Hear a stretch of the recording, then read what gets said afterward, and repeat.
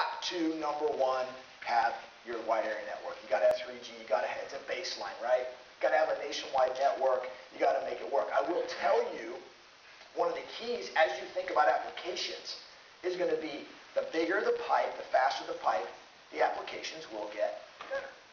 Okay? Anybody here from Australia? So you live on a Telstra network? Okay. Okay, so Telstra launched 21 megabits per second. They're buddies of ours. They use Ericsson. We've got a lot in common.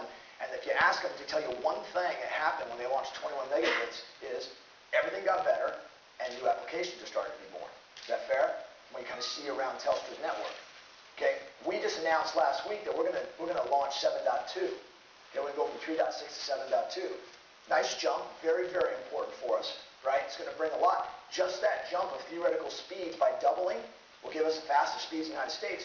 Will change what happens application-wise. It will change what you can do. Most of us don't have 7.2 in our homes today. Okay, so it's gonna obviously give us that added punch. That's the first leg. You've got to have the wide area network. Second punch, you got to have Wi-Fi. Okay, everybody says, wait a second, you guys, what are you talking about? Okay, Wi-Fi, okay, as you probably know, we got 20,000 hotspots, we have Starbucks and all those. Why did we go make that investment? Why did we buy Wayport? We bought Wayport, which is a Wi-Fi provider. Why did we do that?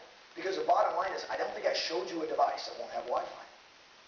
Okay? Customers expect to have that ability when they're in their home to be on Wi-Fi, when they're in their office to be on Wi-Fi, when they get that great cup of coffee to be on Wi-Fi. Then they can obviously walk outside and move on to the wide area network. Okay? Very, very, very important.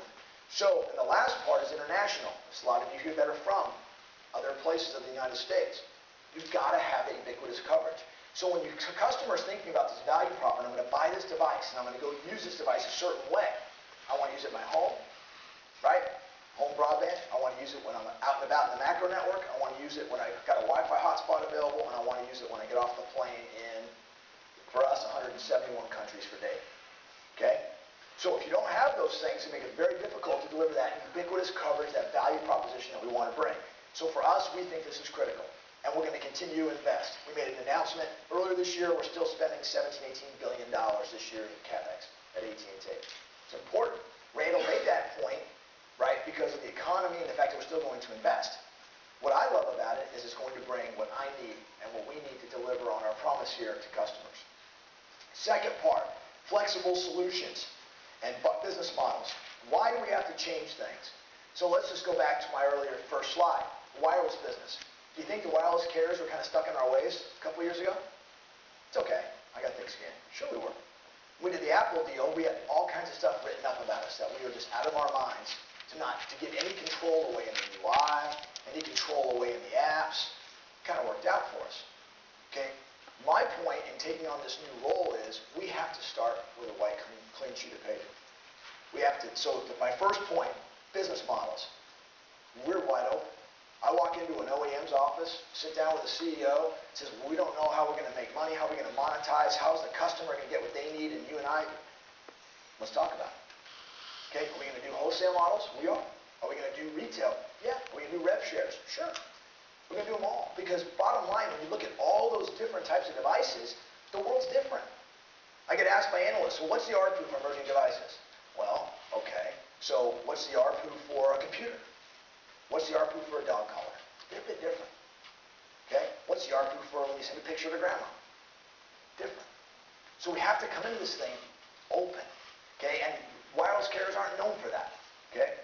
The fun part for me is that that's what I've been asked to go do, and we have to do it. What about pricing and monetization? So somebody asked earlier, we were having a conversation earlier today, and said, hey, so if you had a camera, and if you did send a picture to grandma, what are people willing to pay for that? What are you willing to pay for that? $10 a month? Probably not.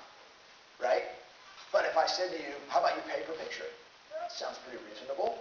How about the dog collar? What are you willing to pay for that? Is it $10 a month on the wireless bill, kind of old school? It's not. It's not going to happen that way. It can't.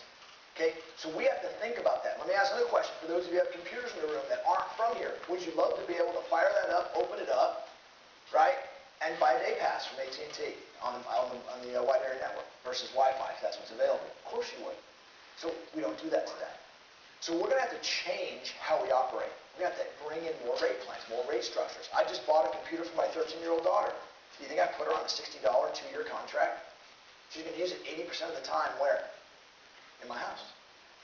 But if I had session-based, of course I'd let her have that so she could use it when she needed it. We've got to go there. We're not there today. Billing options kind of fall in the same place. The day passes and all those things. And the last one, which is LB GUPS. So anybody know what LB GUPS is? Anybody's heard that one before?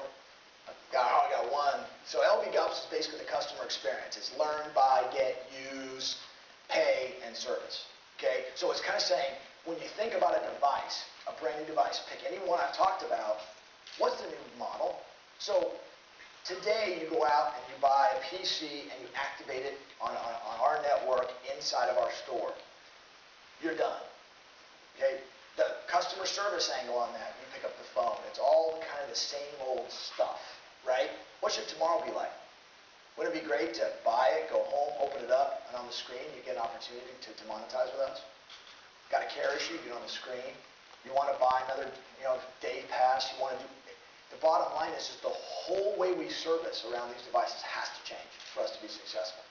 And we're looking at my organization and saying, how do we change it? It's not as simple as to say it's like a smartphone. It's not.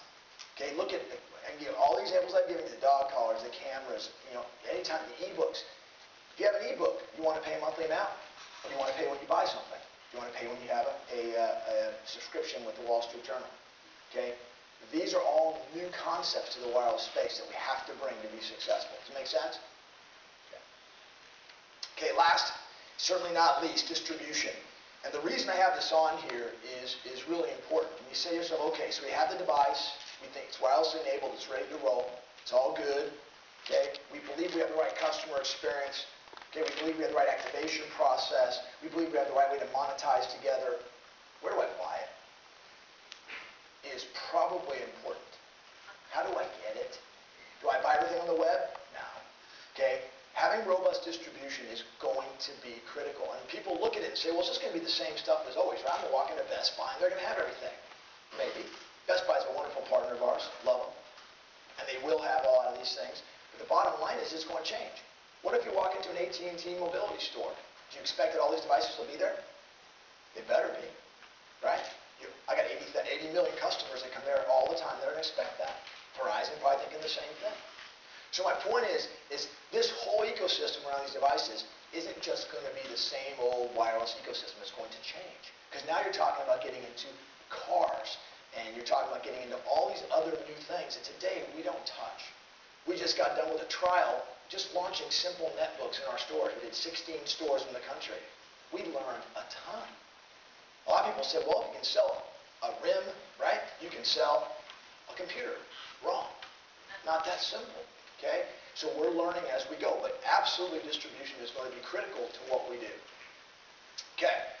This is something I put up every time, and we live by this. And this is what AT&T does. You saw the fact that our job is to make sure we connect people, and really our job is to enrich their world. Okay? And again, that's not motherhood and apple pie. It's what we really live. And the reason I put this up at the end here is that's what the whole emerging device space will do. It will change what you do every day. Okay? It will change how you think about what you do. It will change how you do things with your children. It will change how you do things with your family, because it's going to change how your connections work and work together. So with that, I'm going to stop there and open it up for Q&A.